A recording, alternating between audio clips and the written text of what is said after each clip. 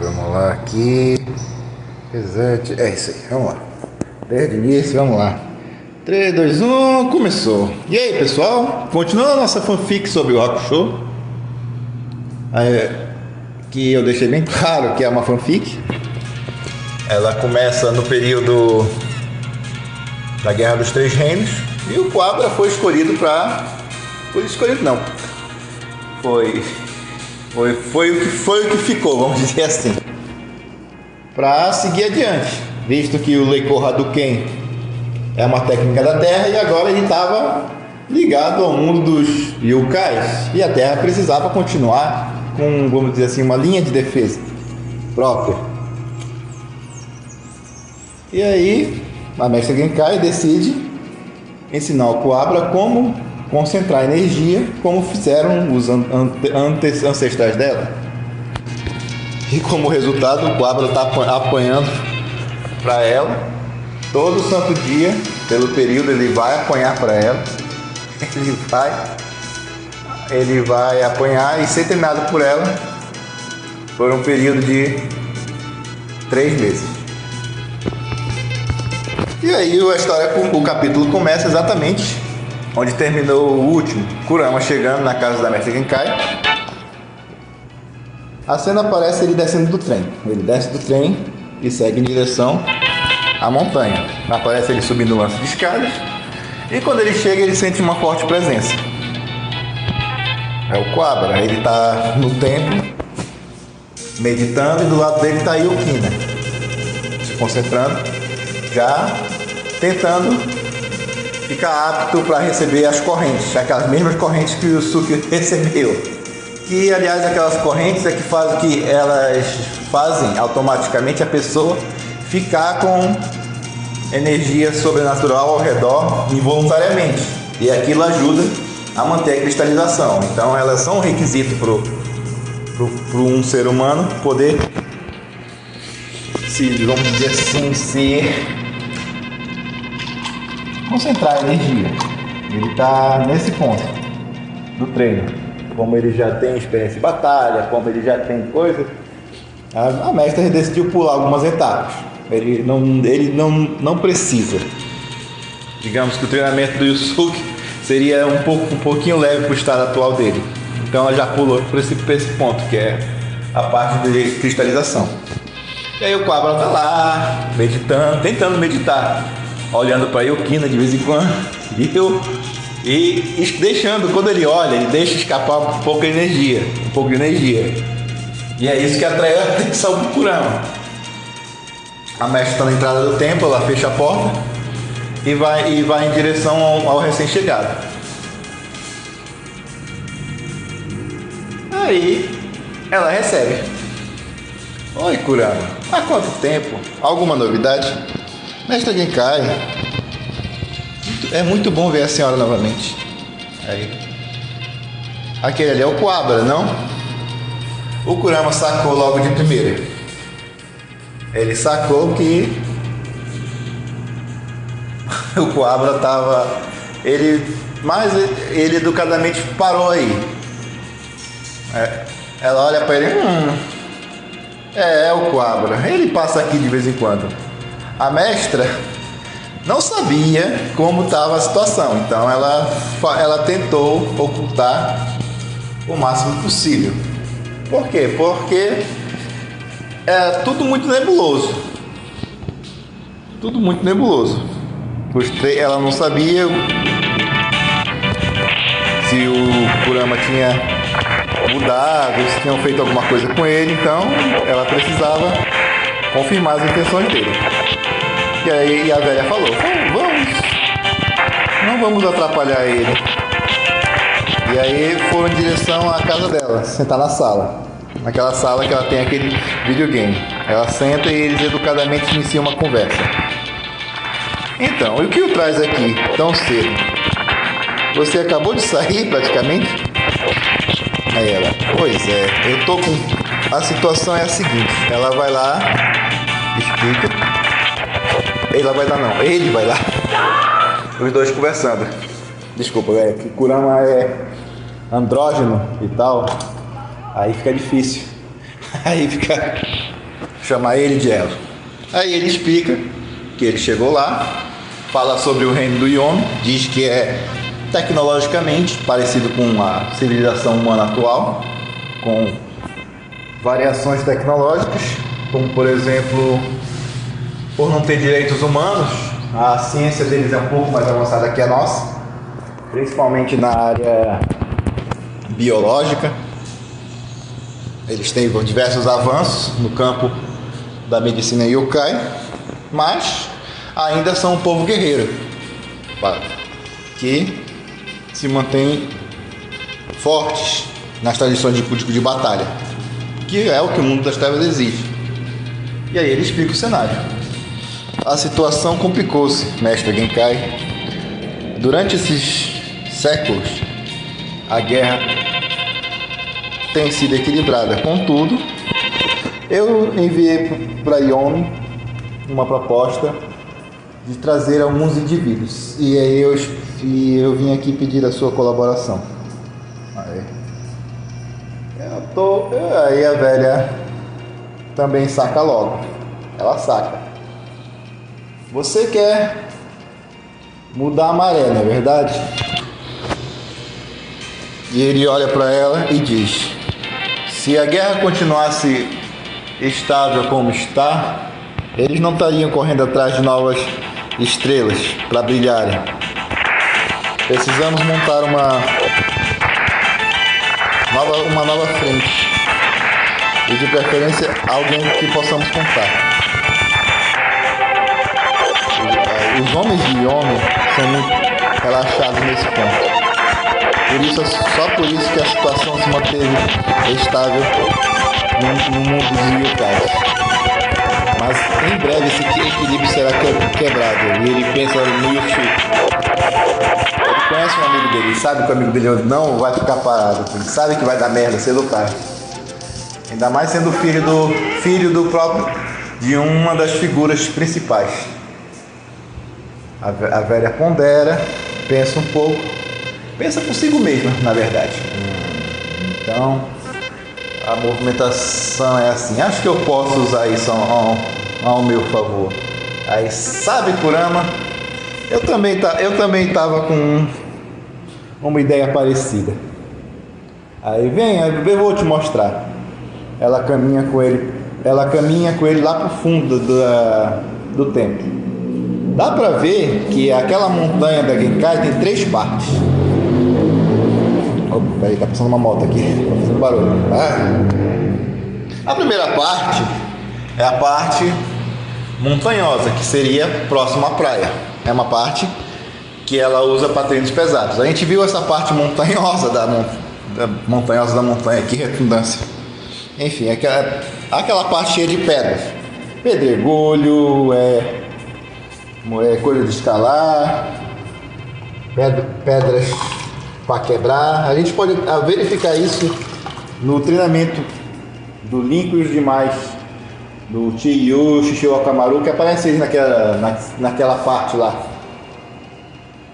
A parte da Genkai tem uma caverna também, onde eles podem se ocultar. Aí, troca. Tropecei aqui. Ai, tô nervoso. É a primeira vez que eu publico algo nesse porte. Aí ela mostra. Na primeira área. Desculpa a redundância. Essa área de treino pesado, vamos dizer assim.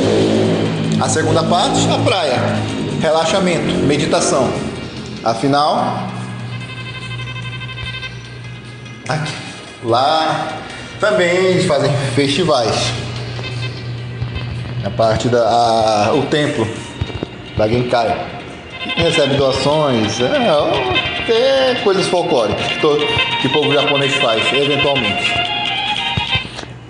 Aí a terceira parte é a floresta, que é aquela floresta que o Yusuke e o Quabra lutaram contra o Lando, a floresta dos pesadelos. E é para lá que eles vão caminhando. Conforme vão entrando na floresta, o Kurama consegue sentir uma energia sinistra. Os yokais de classe baixíssimo, animais destruídos, espíritos de manifestação sendo caçados por yokais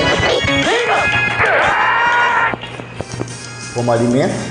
Há pequenos yokais, como os insetos, flutuando, os insetos do buraco.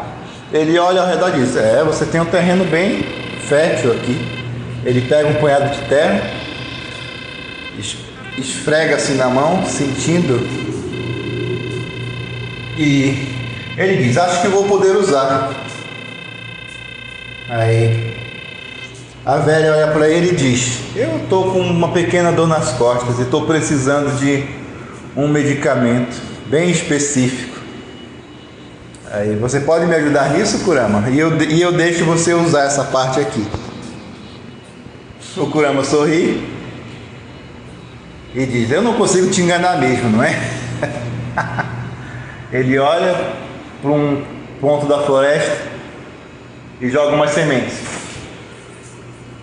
As sementes começam a brotar e ele observa as sementes. Daí ele fala: muito obrigado pela permissão. Aí o Kuwabara vai até ele e diz: e aí, Kurama? Você já está de volta? Eu falei: sim. Ele fala: sim, amigo. Tudo bem, eu só vim aqui rapidamente. Eu esqueci algumas coisas e vim falar com minha mãe. Aí ele agradece novamente a mestra e vai embora. A mestra olha para ele e fala: para com essa cara de bobo e volta pro teu treinamento. Enquanto isso, as sementes floresceram. O que o Kurama foi fazer foi pedir permissão para treinar, para a mestra treinar a equipe dele e ao mesmo tempo cultivar lá ervas especiais de desempenho que melhoram o desempenho. Aquelas ervas que pareciam veneno, literalmente, que o Chiyu, o Linko, Chichiu Akamaru e o e aquele palhaço lá usaram para treinar. Ele precisava de um lugar bem específico do reino dos humanos, porque são ervas que crescem única e exclusivamente no mundo das trevas. Ele precisava de um lugar controlado, de um lugar com certa afinidade, vamos dizer assim, um lugar palco de muitas mortes, com uma presença sombria, muito similar ao mundo das trevas. E só para isso que o Kurama foi. Em contrapartida, a Genkai ganhou um reforço. E qual foi esse reforço? Ela poderia utilizar no Kuwabara as tais ervas. E assim ela o fez. Passadas mais ou menos uma semana, a gente vê o Kuwabara lá sofrendo, amarrado. Ele vacilou no sono, a energia espiritual dele, e o laço se fechou. Ele amarrado, e a velha aparece e dá um casco dele: seu idiota, você não pode relaxar um segundo sequer, nem mesmo dormindo. O que acontece? Ele estava com as pernas presas, amarradas, junto com os braços, fazendo uma bolinha na cama. E se acordado às 6 da manhã com um cascudo na cabeça, não é uma coisa muito feliz. Ele toma café e o laço desprende. Ele toma café dele, toma um cascudo, ele liga a energia espiritual do corpo e o laço se desprende, ele vai tomar um café. E aí começa a rotina de treino novamente. Aí, logo depois, Na hora do almoço, a velha diz: toma aqui, entrega um copinho para ele. Isso é um chá milagroso, vai te fazer muito bem. Ela acordou cedo, pegou umas folhas, apertou com a mão, com a força dela, força espiritual dela, as folhas se comprimiram e saiu um líquido. Depois ela pegou o fruto de uma outra árvore, um fruto estranho, parecido com caju, e tirou o sumo dele, também apertando com as mãos, de forma bem rude. O Kurama faria de uma forma totalmente educada. Ele tiraria, cortaria, sabe? Como farmacêutico clássico. Já ela não. Ela pegou as plantas simplesmente. Vem cá, vou lhe usar. E deu pro discípulo. Obviamente o quadro: que droga é essa? Aí alguém cai e falou: coma, você vai se sentir bem. Vai ajudar você a ter resultados um pouco melhor. E aí o Kino a ter menos trabalho. E ele tomou, sob muito protesto. E assim o dia acaba.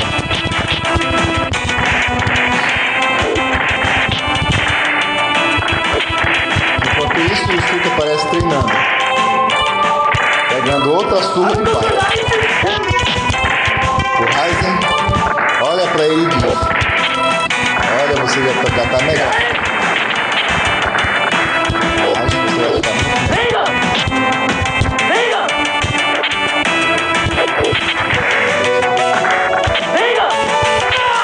Isso, ganhei. E o Suki olha pra ele com aquele olhar duro: desgraçado, eu ainda vou tirar esse sorriso da sua cara. Aí, falta 100 anos ainda para isso, meu filho. Mas continue. Ele mexe com a cabeça e o carequinha joga pro Yusuke uma toalha molhada. E ele tira a poeira do rosto. Ele vira de costas e diz: eu vou me trocar. Aí, mas você não vá para lugar algum. Daqui a pouco eu tô de volta. O velho Raizen. O empregado dele, ela disse: é o seu filho mesmo, não é? É. Esse garoto vai me dar muito orgulho. E aí o episódio acaba. Enfim, essa é a minha ideia para uma continuação. Agora você deve estar se perguntando: por que você está se focando tanto nesse período? Porque, bem, o protagonista, vamos dizer assim, dessa série é o Cobra, que é o que ficou. Infelizmente foi o que nos... O único ponto que o Togashi deixou vazio foi o próprio Cobra. E é meio lógico que ele não ia ficar parado. Vendo os amigos dele, ele ia prosperar, claro, estudar e tudo mais. Afinal, se o Quadra tem uma garota, como todo japonês padrão, ele vai querer ter dar um futuro para ela, porque esse é o padrão do jovem japonês. Virar um workaholic e ficar longe dos meus filhos. Ter filhos para não ver ele. E quando o japonês tem uma garota e serve à sociedade, ele vai